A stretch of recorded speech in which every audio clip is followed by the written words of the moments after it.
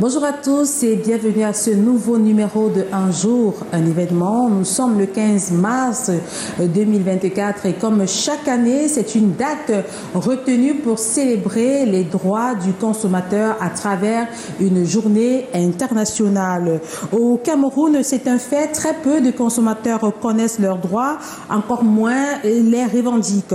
De plus en plus, les consommateurs camerounais ne savent plus à quel sens se vouer entre augmentation de prix et la mauvaise qualité des services. Il faut survivre dans cet environnement. Nous en parlons avec Alphonse Aïssi Abena qui est déjà sur ce plateau. Il est le président exécutif de la FOCACO, entendez, Fondation camerounaise des consommateurs. Bonjour Alphonse et bienvenue. Voilà, bonjour Madame Desfaux et bonjour à vos très nombreux téléspectateurs. Alors, comment comprendre que les droits des consommateurs camerounais ne soient toujours pas respectés en 2024 au Cameroun? Il faut rappeler qu'il y a plusieurs paramètres qui entrent en jeu. Nous, en tant que société civile, nous avons des missions qui sont inscrites dans la loi 4 portant protection des consommateurs. Ces missions, c'est la sensibilisation, la formation des consommateurs, la dénonciation ou bien la saisine des institutions judiciaires. Il revient donc à d'autres entités d'avoir donc ce qu'on appelle la force de coercition, la force de répression, et ces pouvoirs-là incombent donc au ministère du Commerce, au ministère de la Santé, à l'Agence des normes et qualité.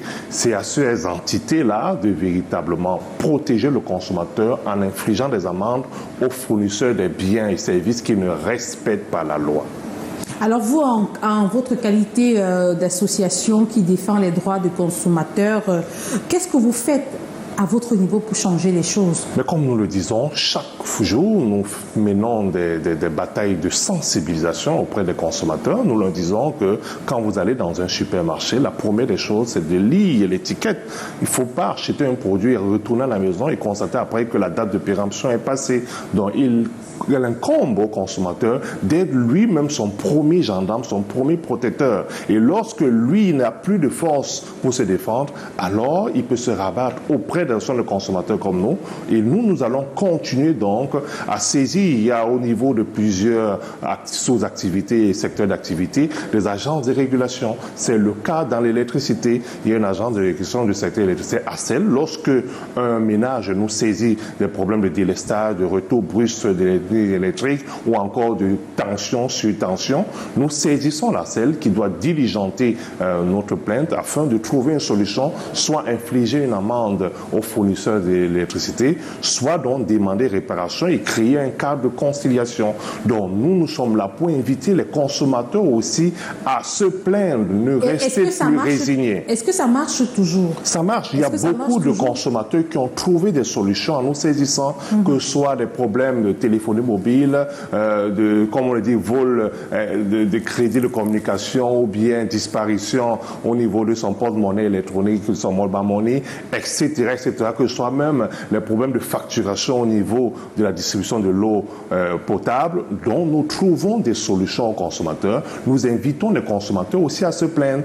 Aujourd'hui, le consommateur a une force à travers les réseaux sociaux. Il y a des hashtags qui ont permis que plusieurs fournisseurs de biens et services bougent et partent au sens voulu par les consommateurs. Donc, en nous d'être plus nombreux, en nous de faire entendre notre voix encore de façon plus forte afin que nos droits soient respectés. Alors vous pensez qu'en menant des campagnes telles des hashtags et tout, la situation peut véritablement changer et que les consommateurs pourraient avoir droit à avoir accès à ceux dont ils ont droit, et parce qu'ils ont des droits et des devoirs aussi, les consommateurs. Mais vous savez que la défense des droits des consommateurs, c'est une bataille quotidienne de tous les jours.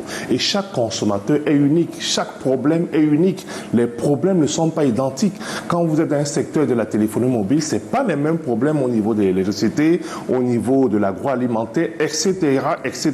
Donc nous, souvent, nous essayons d'apporter des solutions tailler sur le problème du consommateur. Ce n'est pas évident, raison pour laquelle il y a la loi qui organise les actions au Cameroun, qui ne permet pas que les actions au Cameroun soient subventionnées. Raison pour laquelle on interpelle le gouvernement à subventionner le mouvement consumériste, parce que tous ces leaders-là mettent la main dans leur poche de leurs membres, parce que nous n'avons pas assez de membres. C'est aussi une occasion pour nous de lancer cet appel aux Camerounais de gonfler les rangs des actions de consommateurs en souscrivant à un fiche d'adhésion, en payant leurs cotisations. Et là, ils pourront permettre que les actions de consommateurs aient donc des activités plus pertinentes pour protéger leurs droits. Mais ici, c'est encore très difficile. Le mouvement consumériste au Cameroun est encore dans sa phase embryonnaire. Il faut que l'État puisse donc apporter un soutien à ce mouvement, parce que nous faisons un travail qui incombe à l'État, celui de sensibiliser les Camerounais, celui de dénoncer les produits de contrefaçon et de contrebande, celui d'être en alerte lorsque ça peut intenter à la sécurité de la République. Donc, le gouvernement doit être de notre côté et doit nous appuyer pour que nous puissions mener à bien nos missions. Alors, parlons de la célébration ce 15 mars de cette journée internationale des droits du consommateur, dont le thème retenu est intelligence artificielle équitable et responsable pour les consommateurs. Comment comprenez-vous ce thème? Pourquoi même le choix de ce thème? Il faut d'abord faire l'historique de la journée mondiale des droits des consommateurs. Il faut rappeler qu'il y a un éminent président d'un État, notamment les États-Unis, qui avait prononcé un discours devant le Congrès américain. C'était en 1962.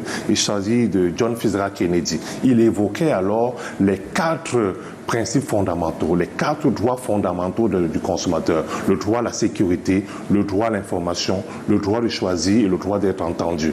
Donc, pour honorer celui-là qui a été précurseur de la protection des droits des consommateurs, l'association internationale intitulée Consumer International a donc décidé de faire du 15 mars. Parce que c'est un 15 mars qu'il a prononcé ce discours en 1962. Donc, depuis 1983, le 15 mars est une journée dédiée aux droits des consommateurs. Et cette année, donc, le thème est donc l'intelligence artificielle pour un commerce équitable et responsable.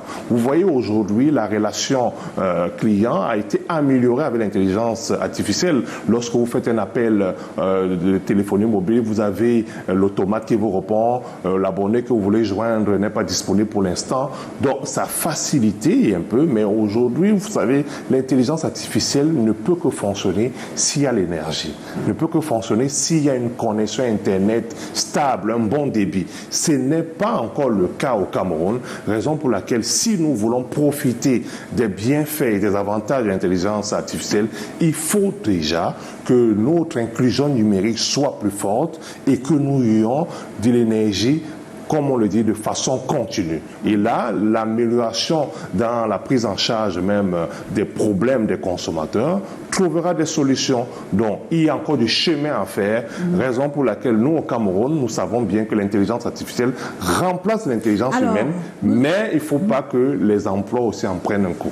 Alors, nous acheminons déjà vers la fin de cet entretien, Alphonse, ici à Bénin. On a observé ces dernières semaines au Cameroun une augmentation drastique des prix, que ce soit des produits de première consommation ou encore de l'énergie en termes de carburant et des kilowattheures et d'énergie électrique.